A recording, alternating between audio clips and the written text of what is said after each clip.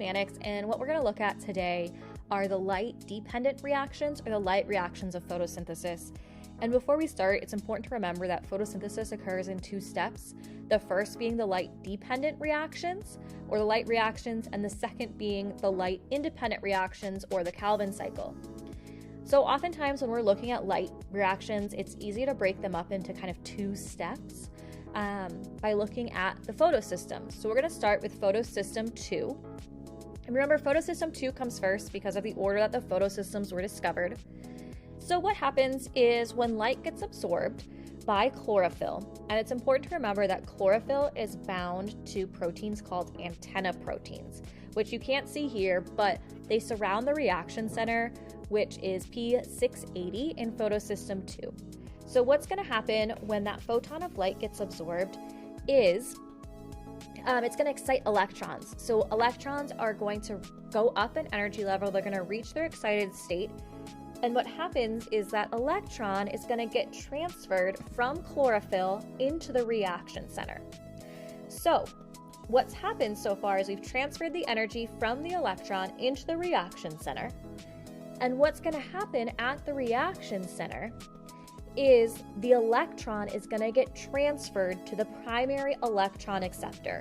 So our reaction center has now become P680 plus because it lost an electron, and the electron is at the primary electron acceptor because it's going to help it move on to the electron transport chain.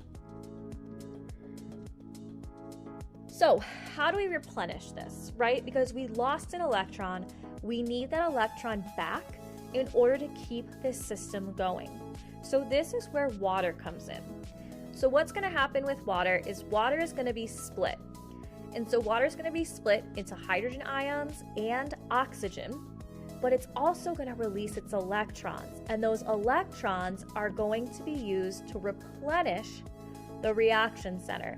So we're going to reduce P680 plus, it's going to become 680 again. And why those hydrogen ions are important is because those hydrogen ions are going to be released into the thylakoid space, that inner area of the thylakoid membrane where light-dependent reactions are taking place. And that's going to be helpful in the next step in order for us to create ATP.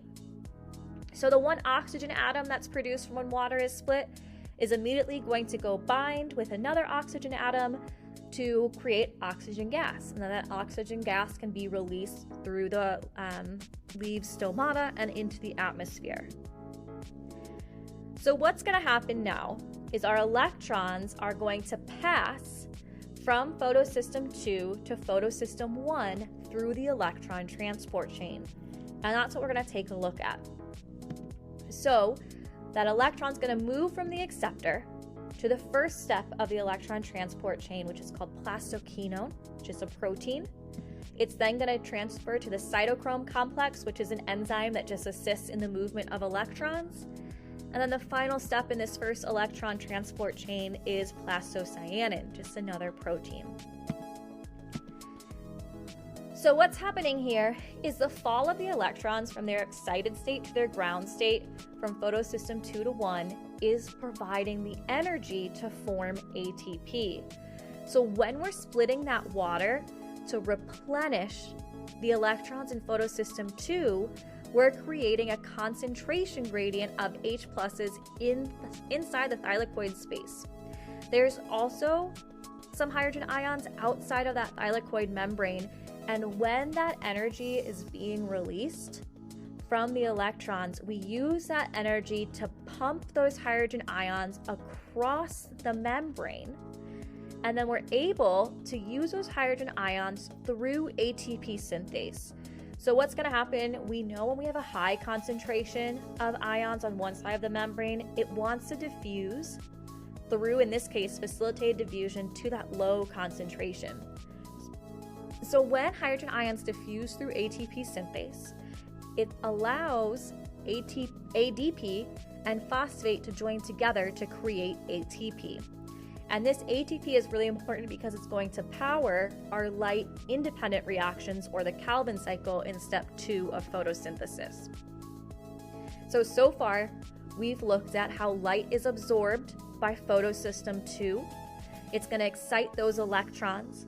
The electrons are going to move from the reaction center to the primary electron acceptor and then down the electron transport chain. Those electrons will go into photosystem 1, which we'll talk about on the next slide. To replenish the electrons in photosystem 2, water is split, creating oxygen, hydrogen ions, and as well as electrons. And then we use that energy from the electrons being pushed down that electron transport chain to pump the hydrogen ions in to go through ATP synthase to create ATP. So let's look at what happens in photosystem 1. Similar, we have those electrons coming in from the first electron transport chain, and we also have light being absorbed by our chlorophyll molecules.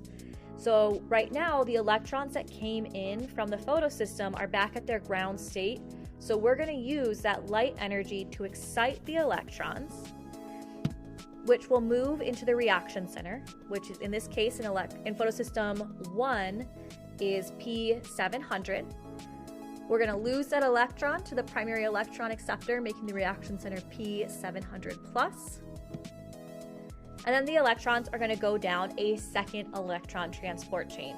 The proteins are a little different in this one. We have ferredoxin, which then moves the electrons into NADP+ reductase, which is going to help us make an electron carrier molecule, NADPH. So NADPH is important because it's going to help move energy from the light-dependent reaction into the light-independent reaction. So like I said, NADP+ reductase is going to catalyze the transfer of electrons from ferredoxin to NADP+ to create NADPH. And so that is what we see here. So what we've done is we have taken light energy and we've put it in the form of chemical energy in NADPH and ATP. And ATP and NADPH are what we use to power the second part of photosynthesis, the Calvin cycle. So just as a reminder, our inputs and outputs, we input water, ADP, could also add plus a phosphate, and NADP+, and we got out of that oxygen, ATP, and NADPH. So we'll do one summary slide, kind of like the elevator pitch. If someone asks you what happens in light reactions, you're going to say the goal is to convert that light energy or solar energy into chemical energy. And we did that in two forms, NADPH and ATP. We split water. The purpose of splitting water is it provides electrons and hydrogen ions, and it also releases oxygen. Light was absorbed by chlorophyll molecules, which helped those electrons and hydrogen ions from water go to an electron acceptor, NADP+, to make that NADPH. And then we also generated ATP by the phosphorylation of ADP when those hydrogen ions were pumped through ATP synthase from a high to a low concentration gradient. All right, that's all for now. Hey everybody, today we're going to be learning about the light reactions of photosynthesis. So as you can see here, this is inside of a plant cell. This would be my thylakoid space. Okay, these are each thylakoids. They're actually in stacks. They look like stacks of pancakes. We call them granite. Okay, we're going to be looking at one thylakoid in particular and what's going on inside there. Inside there, there's a liquid. It's known as lumen. Outside of the thylakoid space is also liquid, it's known as stroma.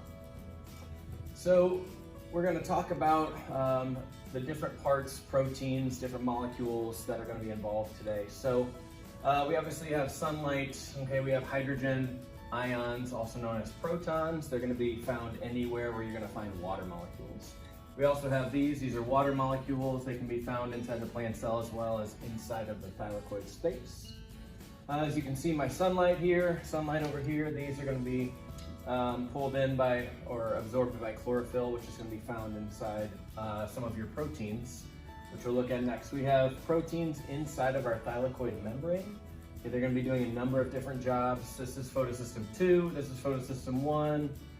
We have cytochrome, plastoquinone, plastocyanin. an NADP reductase, as well as this other very important protein down here called ATP synthase. All right, we also have these molecules up here. These are NADP plus molecules. These are electron carrying molecules, which we'll need at the end of the electron transport chain. Down here we have molecules of ADP as well as your phosphate. Okay, these will eventually be forming ATP, which is your molecule of energy. All right, so here's what happens. Let's get into photosynthesis. All right, the first thing that happens is we're gonna have sunlight. In the light reactions, we need sunlight. And in the sunlight, you're gonna be absorbing that in what's called a protein known as photosystem 2 as well as photosystem 1. These contain your chlorophyll. All right, chlorophyll is that pigment that absorbs the light. What happens is it's going to absorb your sunlight and it's going to give these electrons energy, or it's going to excite these electrons, and they're going to move down what's called a electron transport chain. All right, and they're going to move down the chain.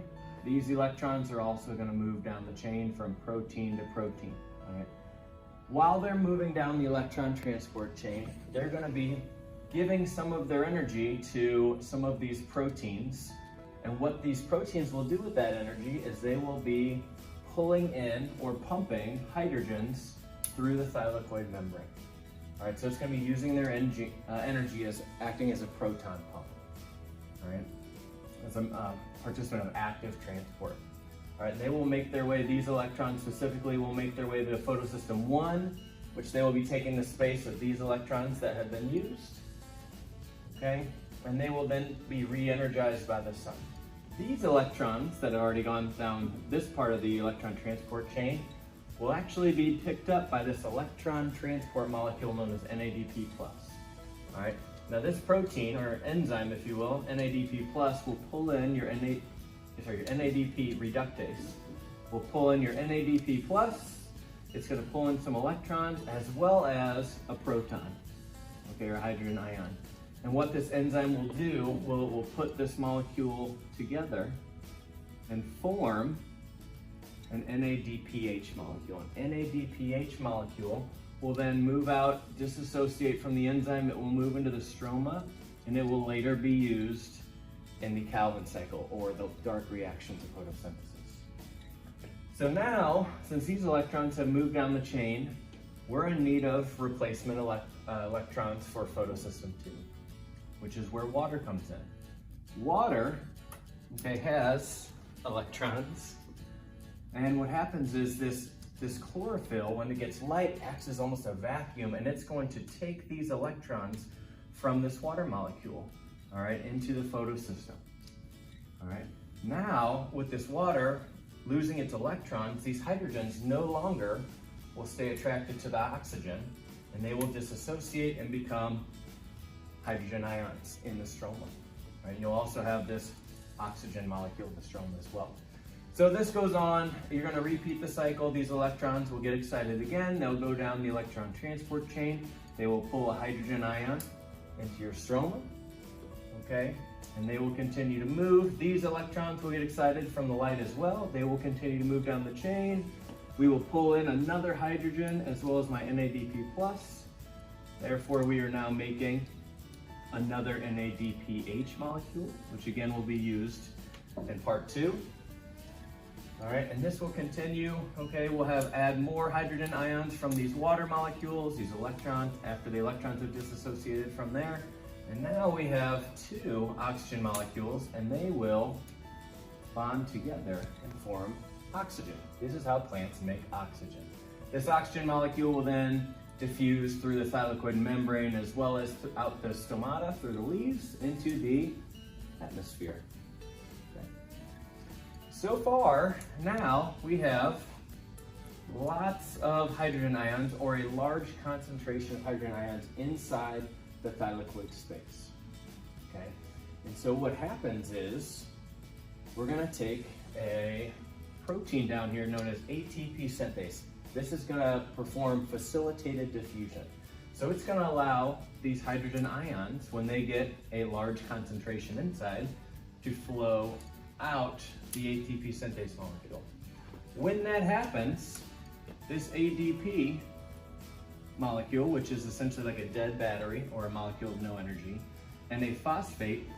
So what happens when the hydrogen ion goes through your ATP synthase, it actually turns like a generator would turn, or like a hydroelectric dam would turn, and it's going to create an ATP molecule.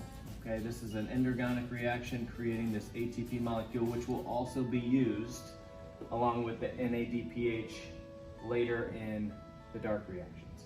So this will continue. Another ADP comes in, another phosphate comes in. Hydrogen's going to go through that facilitated diffusion channel, taking your ADP and your phosphate, creating ATP. All right, and this is a process that will continually occur. You're going to continue to bring these hydrogen ions. They'll continue to come in and then go back out, creating more ATP as long as you have light. So these are your light reactions of photosynthesis. Okay, so as you see from our reaction up here so far, we've used our water, we've used our light, and we've created oxygen. All right, and now we've actually created ATP and NADPH as well, all of which will be used in part 2 or the Calvin cycle.